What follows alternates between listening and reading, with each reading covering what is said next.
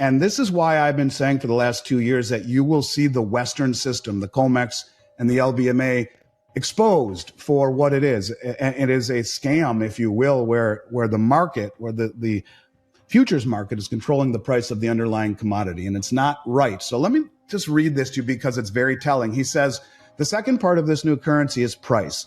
For the moment, price is determined by Western speculation. Very true.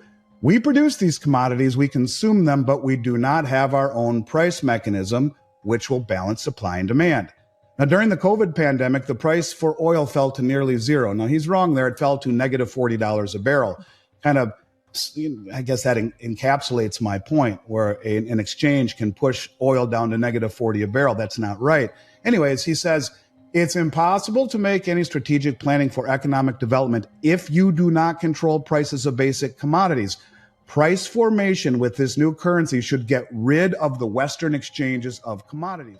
In this video, Andy Schectman delves into the shifting landscape of global commodity pricing, highlighting key developments and their implications for the future of the economy. Let's explore some crucial insights from the discussion. Andy Schectman discusses the changing dynamics of commodity pricing, emphasizing the emergence of new centers, such as the Moscow Exchange for Metals, the Shanghai Gold Exchange, and Dubai's Exchange.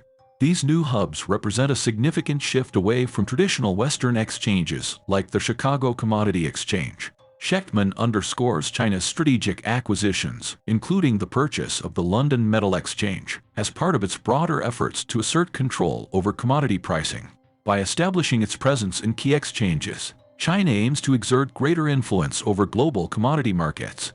Furthermore, Schectman highlights the gradual accumulation of commodities by nations like China, which are increasingly diversifying their reserves away from traditional fiat currencies.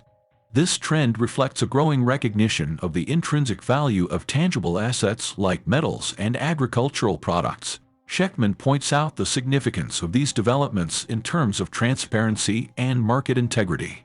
By moving towards commodity-based pricing systems, countries seek to reduce dependence on opaque financial instruments and establish more transparent mechanisms for determining prices.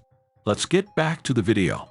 Because James Rickards came out and publicly said that they're going to issue a common settlement currency at the August meeting in Johannesburg last year, I think a lot of people came out of that meeting and said, no, we're going to task our finance ministers with going back to the drawing board and presenting their new findings at the meeting here in Russia in October.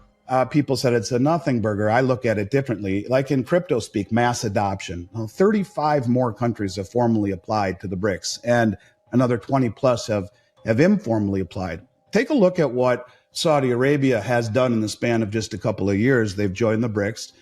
They have applied to the Shanghai Cooperation Organization, which is the largest regional financial and military organization on the planet. And they too will join Brics, as James Rickards said, and as I've been saying for 3 years, because they're the same countries that are all invested in the Belt Road Initiative, in the Brics, in the new Brics Development Bank that Saudi Arabia also applied to. Saudi Arabia signed military agreements with Russia for protection, and it's the protection of the Saudi kingdom that gives us the dollar hegemony. So when you have a country that signs an executive order to go green, that Biden did, that weaponizes the dollar, where our brain-dead Treasury Secretary goes to Brazil just a few weeks ago in Russia's backyard, part of the Brics, and says, look, we need to not just sanction the Russian $380 billion in Forex reserves, we need to confiscate it to rebuild the Ukraine. So we are a country that if you do not align with us ideologically, well, we're going to take your assets, not just sanction them like we did Iran, but we're going to take them. And you know what? We don't need you anymore, Saudi Arabia. And even though it is the linchpin of the dollar hegemony, you know, our protection of Saudi Arabia is what has made them and by extension OPEC value the dollar or oil in dollars and then recycle the excess in U.S. treasuries.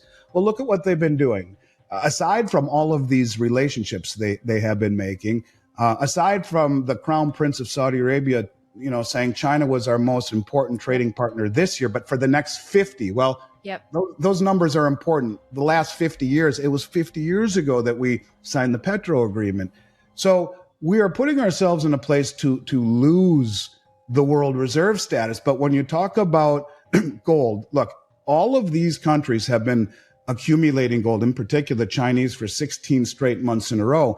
And just like the finance minister, Sergei Glaziev, said a few years ago, that they're going to issue a common settlement currency in time that will be a basket of local currencies and a basket of commodities. Well, lo and behold, we just heard this a couple of days ago.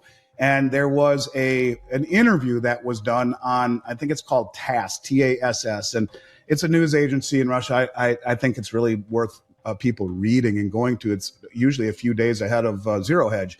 Anyways, the gentleman who was interviewed there came out and said exactly this, that yes, we can confirm that we are in the process of working on a two-basket currency, one of local currencies and the other of commodities. Now, we know all of this, and we know that gold being tier one is probably going to be very relevant in this. This is all stuff we know. And he also came out and said it will be digital, just like the project M-Bridge, which was developed by Singapore, China, and the United Arab Emirates, which allows central bank digital currencies to trade cross-border without using the SWIFT system. In fact, there were just a few trades done recently. So they said it will be digital, two baskets of currencies. But I want to read you what he said. And this to me is the most important thing to take away from, I think, what's going on with the Brics, what's going on with the new currency, what's going on with their accumulation of gold, because it will, just like Zoltan Pozar said, we're entering into a system of commodities and transparency. So, but here's what they had to say. And this is why I've been saying for the last 2 years that you will see the Western system, the COMEX and the LBMA, exposed for what it is. It is a scam, if you will, where the market, where the futures market is controlling the price of the underlying commodity, and it's not right. So let me just read this to you because it's very telling. He says, the second part of this new currency is price. For the moment, price is determined by Western speculation. Very true. We produce these commodities, we consume them, but we do not have our own price mechanism, which will balance supply and demand. Now, during the COVID pandemic, the price for oil fell to nearly zero. Now, he's wrong there. It fell to negative $40 a barrel. Kind of, I guess that encapsulates my point, where an exchange can push oil down to negative 40 a barrel. That's not right. Anyways, he says, it's impossible to make any strategic planning for economic development if you do not control prices of basic commodities. Price formation with this new currency should get rid of the Western exchanges of commodities. Here enters the Moscow exchange for metals. Here enters the Shanghai Gold Exchange. Here enters the exchange in Dubai, where these are the I believe will be the epicenters for commodity pricing. Now, it's also fair to note two other things. One, the Chinese bought the LME, the London Metal Exchange, about 3-4 years ago, and the LME is largely a base metal exchange. They do some precious metals, but mostly copper, zinc, lead, steel, aluminum, all of that kind of stuff. And they just said they're going to start warehousing in China the metals that are traded on the LME. So it's precious metals, it's base metals, and they just came out the other day and said they are going to issue now the Brics Grain Exchange, because all of the prices are primarily determined by the Chicago Commodity Exchange. So what they are doing, and think of mass adoption, think of doing things methodically, think of doing things the right way before you pull the trigger, little by little by little, then bang all at once. They are literally cornering all of the commodities from soft metals like corn and wheat and soybeans, which are now, the Chinese are canceling all sorts of these contracts with American farmers and buying them from Brazil, paying for it in yuan, which is immediately convertible into gold on the Shanghai Gold Exchange. And then they own gold, the only other tier one asset. So they are building a grain exchange to get rid of the COMEX and the mercantile exchange. They own the LME, which ultimately will be the platform for all industrial metals. And they are pickpocketing, using the Western suppression of price, everything that is not nailed down, where 400 million ounces of silver nearly have been delivered off of COMEX in the last 2 years. That's almost exactly what India has imported. So you can see this is very methodical. And I think they're using the suppression and the leverage of the West against us until there's no one stupid enough to deliver at these prices. And then you get that all at once moment where the prices are then quoted on the other exchanges. And last point, the Shanghai Metals Exchange right now is starting to kind of do that. They're turning up the arbitrage heat. Silver is priced $3 an ounce higher in Shanghai than it is in the United States and in London. And gold is about $80 higher. So the sophisticated traders who have access to all three markets will buy in London, they'll buy in Chicago, and they'll deliver in Shanghai. Little by little by little by little, they are accumulating what Zoltan Pozsar said, a system dominated by commodities and transparency, not opaque debt instruments. So I think it's a big deal. It's a big deal what's going on with the Brics accumulating metals, for sure. In conclusion, Andy Schectman's analysis offers valuable insights into the evolving landscape of global commodity pricing, highlighting the shift towards new centers and the strategic acquisitions reshaping the market.